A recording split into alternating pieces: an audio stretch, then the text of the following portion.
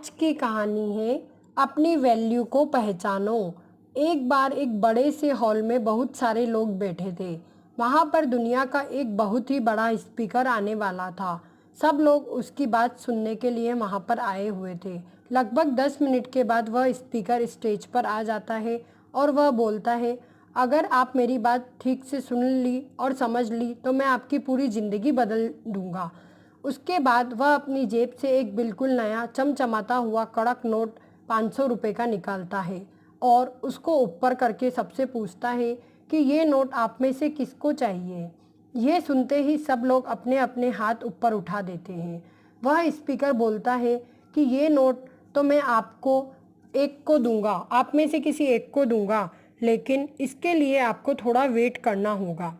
अब वह स्पीकर उस नोट को अपनी मुट्ठी में बंद कर लेता है और थोड़ी देर तक उसे मसलता है। अब उस नोट को में थोड़े सल पड़ जाते हैं और वह थोड़ा पुराना सा दिखने लगता है और वह एक किनारे से फट भी जाता है।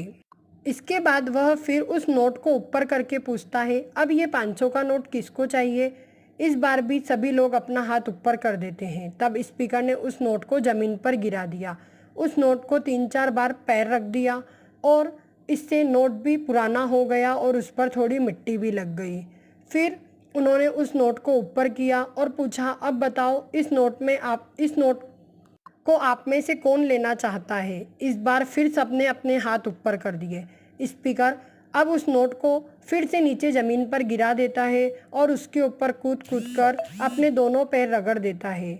फिर उसके ऊपर चाय भी गिरा देता है। अब नोट इतना गंदा हो चुका होता है कि उसे पहचानना भी मुश्किल हो जाता है।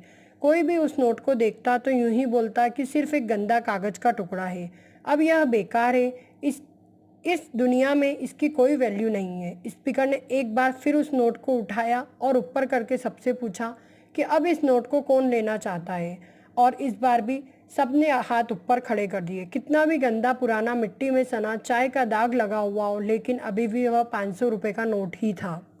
जिंदगी कई बार बड़े बड़े झटके देती है।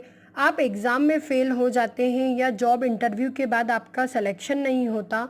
जब आपका समय बुरा चल रहा होता है, जब आप सिचुएशन का सामना कर रहे होते हैं, उसके बाद आपको लगने लगता है कि आप सफलता के लायक ही नहीं हैं। आपको लगता है कि दूसरे लोग आपसे बेटर हैं और आप किसी काम के नहीं हैं, आपकी वैल्यू नहीं है। हमेशा याद रखो, इससे कोई फ़र्क नहीं पड़ता कि आपने कितनी बार सिचुएशन का सामना किया है, आप ज़िंदगी में कितनी बार फेल हुए हैं। आपकी वैल्यू हमेशा वही रहेगी जो पहले थी।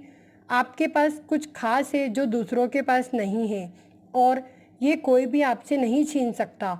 अब तक सक्सेस नहीं मिलने से आपकी वैल्यू कम नहीं हुई है। आप अभी भी अपने बारे में कितना भी लो फील कर लो, उससे कोई फ़र्क नहीं पड़ता। जो लोग आपको अच्छे से समझते हैं वो लोग आपकी वैल्यू उतना ही मानेंगे जितना पहले मानते थे। तो अपनी वैल्यू को समझो और कुछ बड़ा करके दिखाओ। धन्यवाद।